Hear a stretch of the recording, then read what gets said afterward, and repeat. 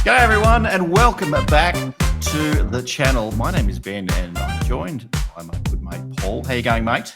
I'm well. How are you? I'm go good. again. I'm keen for another episode of the summer series. Today, Paul, it's all things medical. We've got a couple of questions under the banner of medical. And I know in the past, if anyone who's watched Paul get on his soapbox with medical issues, concussions and such, you know he gets up and about with these discussions. So I'm keen to hear what he thinks. Love a good rant.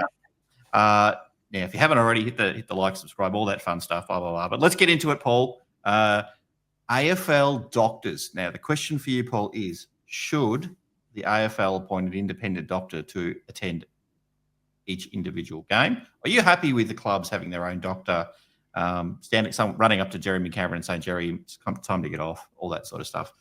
What do you think? How should the AFL handle this situation? I mean, you obviously referenced Jeremy Cameron, and obviously we kind of reaped the benefits in that scenario where he possibly should have come off the field and didn't, and we won out as a result there. But I do believe that, there should be some sort of independent doctor. Specifically, they're not there for everything. They're not there to test your hamstrings. They're not there to check out an ACL or any of those sorts of things, but specifically around the concussion situation. We've seen a few teams really blatantly take advantage of it. I think Port Adelaide, there was a case, if I recall. Confirm or deny that one, but I'm pretty sure it was Port. And they've kind of been in trouble a couple times over this. There's teams that are trying to cash in on and take advantage of the doctors, or maybe they're feeling the pressure of Kenny Hinkley or whoever the head coach happens to be, to get these players back on the field, and they may be not as thorough as they need to be, or they're turning a blind eye to things when they shouldn't be, and so players have been returning to field only to then get ruled out with a delayed concussion sometime afterwards. It's a little bit sus. I don't love it. If you've got that independent doctor that is able to look at the footage and go, nah, bring this bloke, like, even if maybe he's not displaying necessarily on anything that's really blatantly obvious on field, they can look at the footage. They see, well, no, he's hit his head here. In our eyes, that is substantial enough that at the very least he needs to be checked. Bring him off.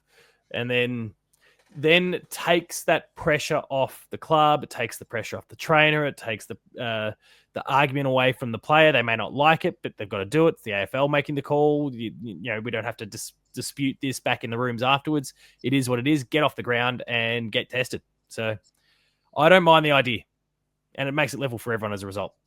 I think so. I think this is the way it's going to go, regardless of whether people like it or not. I feel like this is, whether it's next year, the year after that, or year after that, I feel like we're not far away now from seeing an AFL doctor. I don't know what the costs involved. I haven't got the calculator out and worked all those details out, but I think it's the look of it. We trust the club doctors clearly, but I think it raises questions in footy fans' minds when you see a player out there and you think, why hasn't it come off? And Port Adelaide always seem to put themselves in that situation where they've got a player who looks a bit groggy on their feet, but they're still out there. Lear, if I recall, was one of them. But it's happened with us with Jeremy Cameron. So personally, I'd like to see it, and I totally agree. I don't think a doctor needs to sort of look at a scratch on some guy's wrist. That's not what it's there for. It's almost like just a pull in case of emergency kind of thing. I'd much prefer to see it. I think that they need to have the authority to be able to tell the umpire to blow the whistle, stop the game. The club doctor currently doesn't have the authority to do that. That could create all kinds of headaches. And imagine if that did happen in a grand final with 5 minutes to go, to halt the momentum from the other side. That could just get really messy. But if it's an independent AFL doctor, clearly I'll be checking who their club loyalties are to. But no, but I think that for me, that makes it a whole lot easier if the AFL appointed doctor has the authority to tell the umpire, whether it's through his little radio or putting your flag in the air or whatever it may be. All the umpires are mic'd up and wired up these days, so it's easy enough to get a message out. They're all talking to each other through the game anyway. Yeah. And whether you got a doctor on the field or a doctor in the arc, that's probably the other thing. Like, is it a TV doctor? Is it someone on the ground? Maybe it's a doctor on the ground, but he's also got a TV in front of him. Funny thing, we can use technology these days. But that's probably where I'm sitting with it. I don't think we're vastly sort of too far apart on that one. Again, I don't know the dollars attached to something like that. I'm sure they're probably discussing it. Whether it comes off or not, I'm not sure. The contentious one will always be, And this was the conversation about the howler umpire decisions, or the hitting the post before we brought the technology and all those sorts of things. The contentious one will be, and it's always framed around, what about in a grand final if? And the big worry, the thing that, look, ultimately the player health has got to be the priority, but fans won't necessarily see it this way in the moment.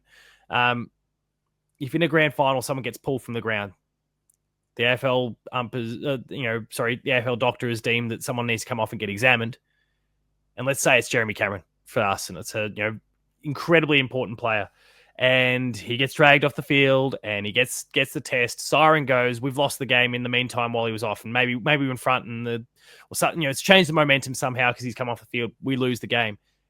We then find out afterwards that Jeremy Cameron passed every single test that they had given him. Imagine the reaction.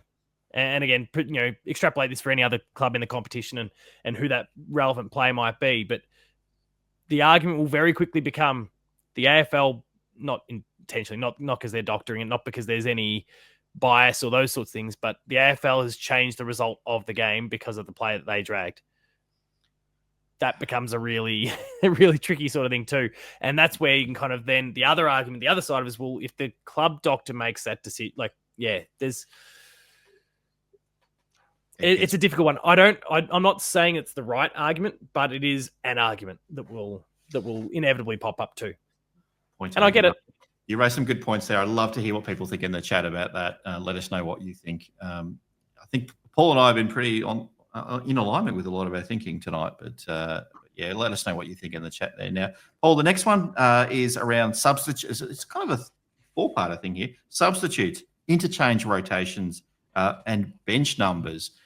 What are your thoughts on all of those things? And I can read those out again if you need to, Paul, unless you've got your notes. But where do you think the AFL's at with those side of things at the moment? I mean, when it comes to the sub rule, I guess that's a weird sort of tricky one as it is. I know there's a lot of discussion about that in terms of how it's being used strategically, in terms of being the medical sub. I'm okay with it being club's discretion. If they make a strategic call and then someone gets injured, you made your bed, lie in it. When it comes to the interchange rotations, I guess I'm curious to what regard you're kind of wanting to talk about that one. Are you talking about the cap, like the number of rotations per game? Yes, I think so. Yeah, how many? What are we up to? About 90 or 75 or something like that now. So are you comfortable with? I mean, it's how much? I'm fine with it. I'm totally fine with it. Interchanges a game. It wasn't that long ago, and I guess maximum 10 years or thereabouts when Collingwood was actually, no, sorry, not maximum 10 years, but it was like 2010, 2011, where they were just rolling players off the bench continually, and they always had someone fresh. And it was, it made for a very high speed game that they were playing, but it wasn't a good look. And even the old, play kicks goal gets dragged to the bench. That's not a good look either. I like the idea that by capping the interchanges, the game slows down a bit towards the end. Not slows down in terms of chipping the ball and momentum halting in that regard, but players are exhausted, and the ultra fit, the cream starts to rise to the top as a result, as everyone else starts to wilt. I think that's good for the spectacle, and I don't want to see a game like what we saw 15 years ago, I suppose, when Collingwood was kind of churning out 120, 130 per game. It wasn't pretty. I don't love it. The bench numbers one, though. Again, I'm kind of okay with it being what it is, especially if the substitute becomes just one that you can flick the switch on whenever. You've essentially just got, you got a 4.5 person bench.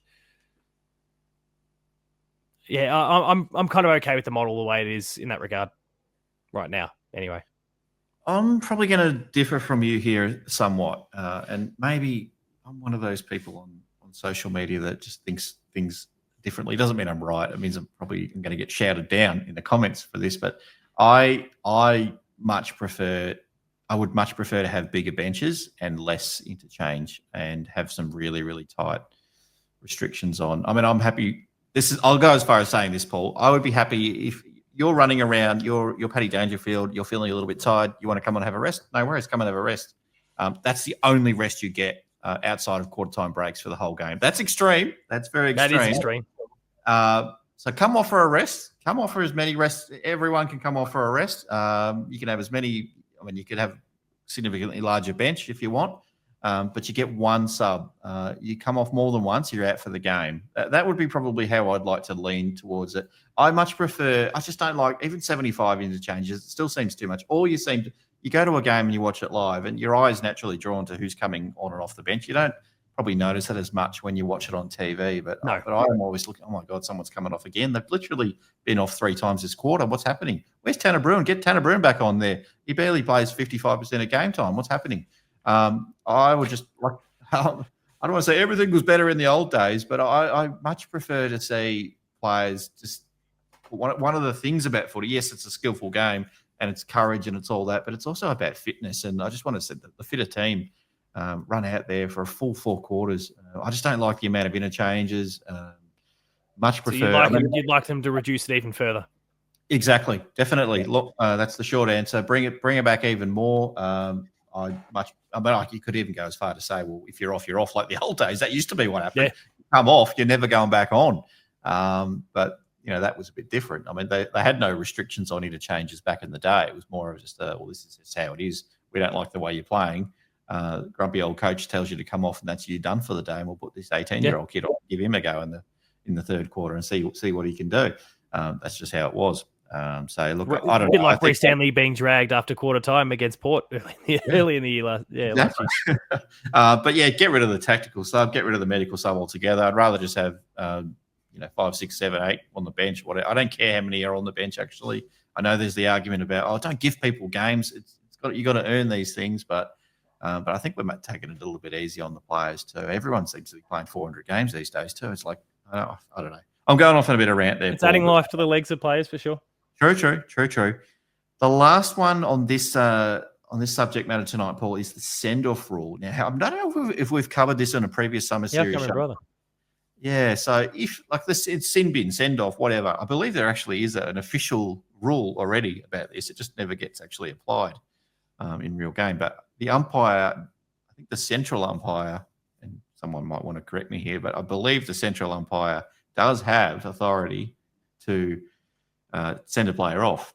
Now, that authority never gets exercised, Paul. But do you think, and we could use a Geelong situation here because we are a Geelong show if you are watching us for the first time and you're figuring out that using a lot of Geelong examples. I think in the past we've used the Tom Stewart bump. The Tom Stewart bump. Maybe let's go all the way back to Gary Ablett Senior when he used to cannonball into blokes who were filling the hole. Maybe something like that happens, and poor old Gary Senior's got to go off and have a think about it for a little bit. Maybe doesn't come back on if the TV umpire has a look at it and goes, that was a bit extreme. That's a flagrant 2 in basketball terms. You're not coming on. If it's a footballing act, then I'm not crazy about, like a footballing act gone wrong, I should say, then I'm not crazy about players being sent off, no matter the damage to the other player. When it is, and I'm thinking a Barry Hall punch or those Andrew Gaff punch, those sorts of things, get them off the field. Because it's kind of just a simple thug act, right? So I think for me, the simple line is, was this a footballing act or not? Was there, I guess when it comes to then footballing actions, because of course the bumps are doing a lot of damage.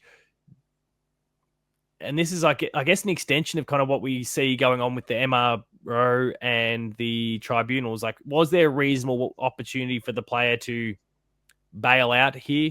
Was it maybe a footballing act, but right off the play? There's those sort of things they'd need to weigh through. And I wouldn't mind the idea of having someone behind the camera, a bit like the medical thing, having a bit of a look at it, simply because the on-field umpires, despite the fact that there's 4 of them and you've got goal umpires that could probably comment and boundary umpires that could probably comment, they're never really able to commit that much attention to these things. They've got to keep tracking the ball and what's going on and make sure that the actual football match is being adjudicated properly. And so it's pretty hard to keep your eyes squarely on something, especially when you don't know what's going to happen in the first place. So I'd rather there be someone on the sidelines, again, maybe an AFL official that looks at it and goes, no, that one was clearly, firstly, this bloke's just tried to punch him, get him off. Or secondly, and you probably have to be more lenient than what you would be if you're the MRO or the tribunal, because again, you don't really want to get this wrong in this same sort of thing as the injury. You need to be 100% convinced, really, that this person is going to get suspended for this act to then make that call, which then probably means that the tribunal work, that needs to be tweaked and balanced and reworked, because we're still seeing so many grey areas emerge and legal teams overruling these things. There's some work that's still required on that one, I think. But if they can get that right, then the extension would be, okay, now when it's blatant, when we know that there is without doubt a suspension incoming for this person, ticks, I don't know, maybe they're literally doing the MRO on the spot where this is high impact, high deliberate, or hits those sorts of criteria, then you go, you're off. I am actually going to agree with you on this one, Paul. I think you're right. I think, look, there could be a situation, fourth quarter in the grand final, where the umpire tells Max Holmes to go off and sit on the bench for 5 minutes when the game's on the line because he collided with someone and they want to make sure it wasn't malicious intent. It turns out 5 minutes later that it wasn't. It was just a football incident. And meanwhile, he's been off the ground for 5 minutes and Cats have given up 2 or 3 goals. That's a possibility that it could happen. I think those situations, the situations that occur throughout a year where everyone and their dog, including the bloke that's never watched a game of football in his life, realises this bloke's done something bad. I think those situations maybe happen 6 to 10 times a year, I think. Maybe that's even... That might even be too much these days. It might even be too much, I think. But I'm just saying it doesn't happen that often. But I think in most situations... Alistair Lynch flailing his arms around. Exactly. I think in most situations, if it's a TV umpire or whatever, they would send the player back on the ground after looking at it and go, look, we're going to leave that with the tribunal. I think at that point in time, I think unless it's an absolutely obvious one. Look, even I'd say the Tom Stewart one from a few years ago where he cleaned up the spaghetti boy. I'd say, look, there's enough doubt there. I don't know if it was intended. It didn't look great. You might disagree with me on that, Paul, but there's those getting it pop out of the bumps and the slings and the spoils that kind of go wrong. I think it would take a few seconds to have a look at a couple of replays of that. And it's like, okay, this guy's clearly just lined him up and just sort of done the old. What's the one that Henry Cavill does? He sort of just he charges the guns up and goes bang. I don't know, something like. If it's that obvious, it's really that obvious. Well, that one's really clear cut. I think the difficult one is the footballing act that goes wrong. Exactly. And I think what you're almost probably implementing an MRO model on the spot. Yep. And if it ticks, maybe deliberate act and then high impact, boom, this player comes off. Yep. It does the man in the chair have to, or the woman in the chair have to be the one to decide the player comes off, or is the umpire on the spot do that on the field? I don't think the umpire on the spot is in a position to make the judgment, because they're most likely, not always, in some cases they are right there looking at the thing as it happens. Most of the time, they're bumps that are slightly off the ball, so they've already looked at they've seen the handball get delivered, and then the bump comes through, and their eyes have already moved to where the ball went because they need to adjudicate the next play. And so they're not in the position to comment on the thing that happened, a few meters behind, because they're not looking at it properly. It's maybe on the periphery. They'd be guessing.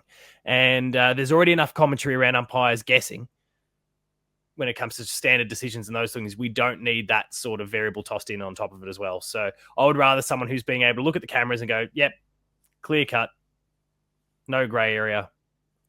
They then pass the message on to the on-field umpires who say, mate, you've got to come off. So that player might squeeze a couple extra minutes out of while they're rolling the footage and looking at it and examining it. Probably feeling like, waiting for the whistle. Waiting for the whistle potentially. They're probably feeling pretty shit, and it's probably impacting their game because they're worrying about what is or isn't about to happen. Yeah, but it's next stoppage in play. The player has to come up. The person in the chair's already radioed the umpire on the field. He's ready to sort of just make the decision to send the player off as soon as the ball goes out of bounds, or there's a ball up, or any a goal, stoppage of any sort. Yeah, a goal, any stoppage, whatever. It's time to off you go, and you're done. And they're going to have to sit there at least until the umpires made the decision. Now it may not be maybe a minute or two before the stoppage of play, and the person in the chair says, "Nah, don't worry about it, keep going," kind of thing. I don't know. All that sort of little detail. But that's also then probably a thing that also needs to be communicated, because that, we're reviewing something. Yeah, we're reviewing something. We won't tell you. Know. It's a weird one because that player could have that pit in the gut the entire time, and that's impacting their ability to play the game. Then it's determined that no, you find nothing to see here. Well, they don't even know about it. If they don't know that it's but I guess for that player, if the policy is that at the next stoppage, but even that's tricky because you can have back-to-back stoppages, right? Like it's after, I don't know, it's probably only going to take 2 minutes of game time, really.